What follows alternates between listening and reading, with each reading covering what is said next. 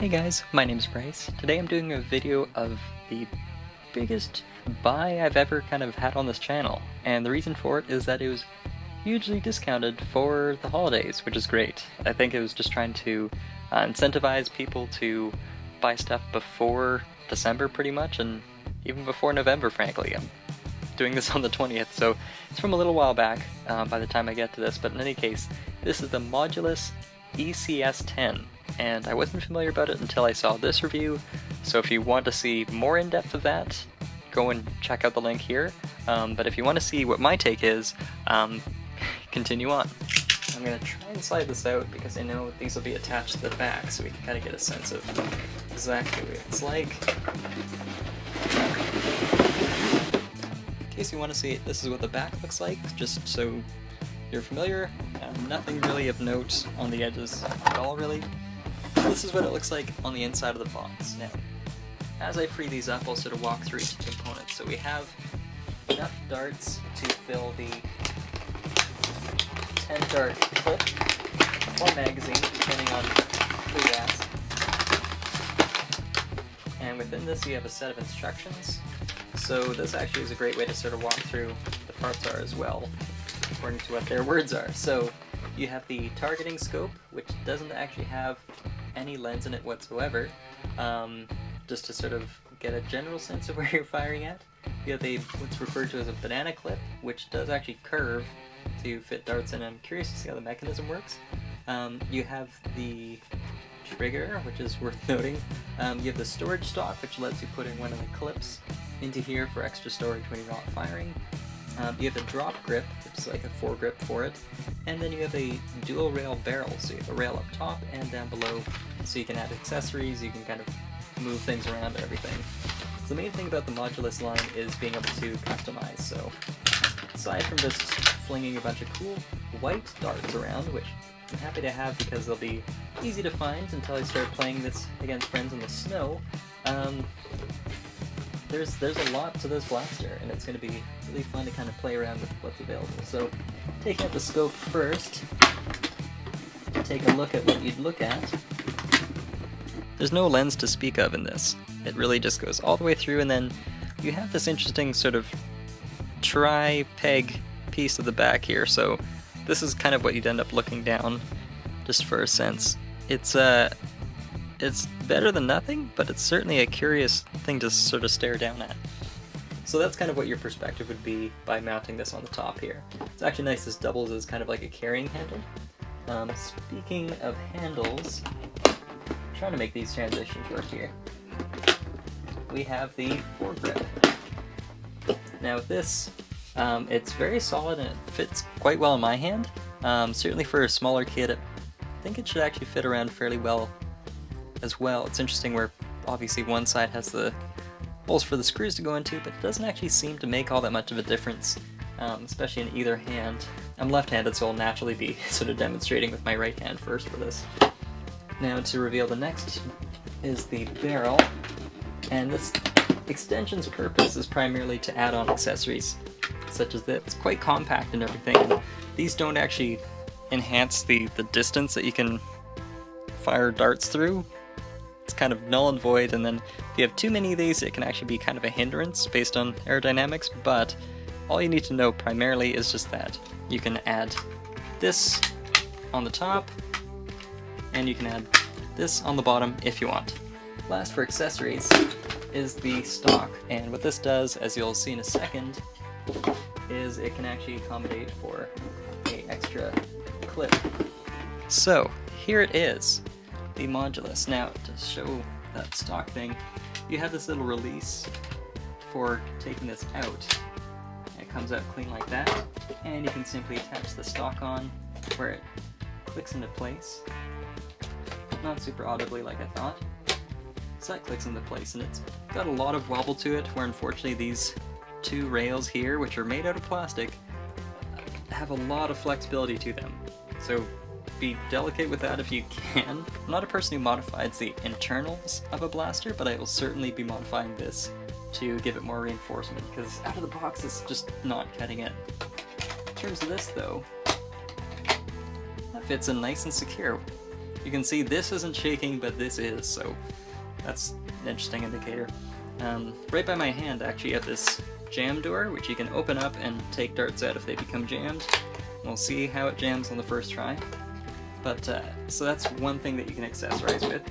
And to attach these to the front, we have this front sort of attachment piece here, which allows you to add kind of any modular, and that's compatible with this to sort of twist and snap onto it. So that looks a bit ridiculous considering you can't have her face here, so we're going to move this back up top.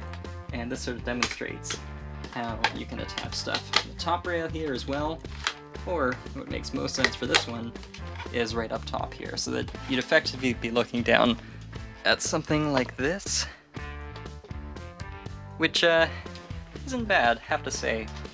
And then for kind of your balance too, you would have your hand over here and over here, or potentially just on the underside. So if you choose not to have the extension and something a bit more compact, that's also totally an option.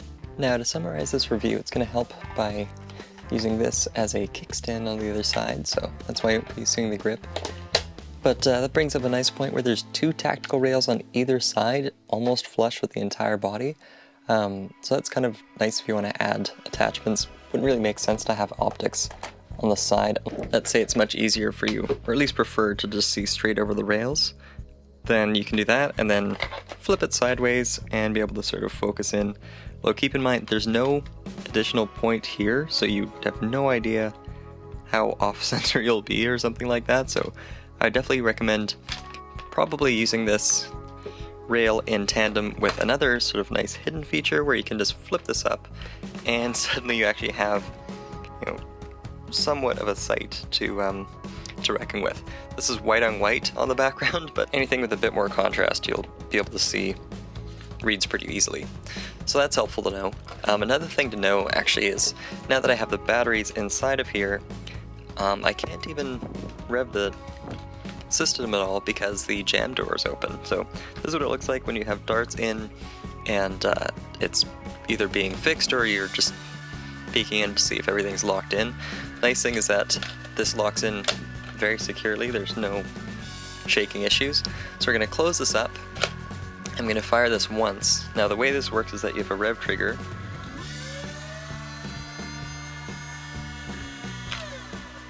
And the rev isn't super noisy, which is great to know. It also only takes 4 AA batteries, which sounds like a lot, but the benefit to having this kind of battery is if you happen to be like me and have rechargeable batteries, this means you can save a lot of money on just buying power for this thing, especially depending on how much you play this with your friends, so I'll be getting a lot of mileage out of that. Batteries aren't included obviously, so I would recommend spending a little bit more money to kind of save yourself a bit, you know, over time for playing with this, and just chargeable batteries are great to have. So in addition to that though, let's fire this once. So the way it works is that it's semi-automatic, and that's a term used from actual guns where essentially it's not where you pull down the trigger and things just fire non-stop until you let go. It's essentially you'll be holding this usually with your middle finger and you'll pull the trigger, and each time you pull it once it'll fire 1 dart. So that means if you want to fire and kind of save your ammunition, just, you know, fire it a couple times. But if you do find somebody who's right in front of you, pull back and forth on this as quickly as possible. So I'm going to sort of demonstrate once.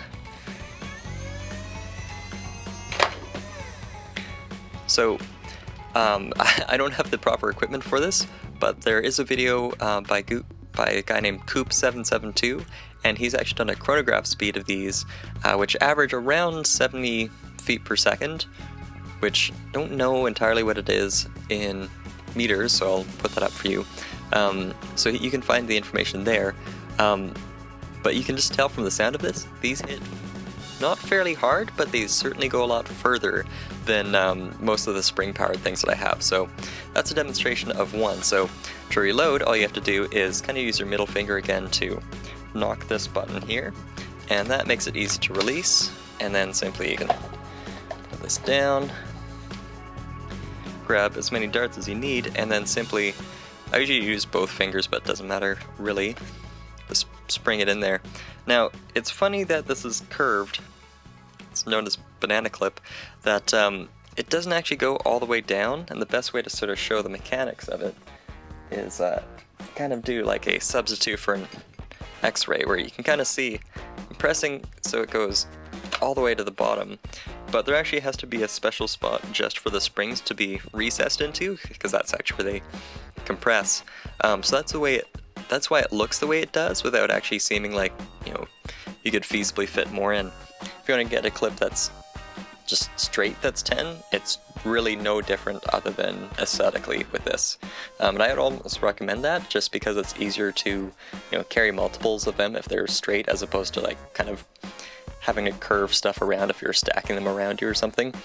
That's just my opinion. To see how quickly we can fire this, one thing I've learned is that it's kind of difficult to pull the trigger with one back and forth, so one thing that's helpful actually is if you are able to have this stand on something, like I'm just positioning this now just on the bottom of the table that I have, just to have as a sort of monopod. I'll rev it with my index finger, and then I'll use my other hand to... And that was just 10 darts. You can practice this to be even faster than I can, but that's really great for taking out opponents if you don't have perfect pinpoint accuracy, that you just flood it with darts. That's also one of the biggest benefits to having a flywheel blaster, is just the fire rate that you can get when it's semi-automatic like this is so much quicker. So that sums up my review for this massive, amazing Modulus blaster known as the ECS-10. I recommend it for anybody who can manage the price point, especially with the deal that's going on right now. And any questions or you think I missed something, just leave it in the comments down below. Thanks for watching, and I'll see you next time.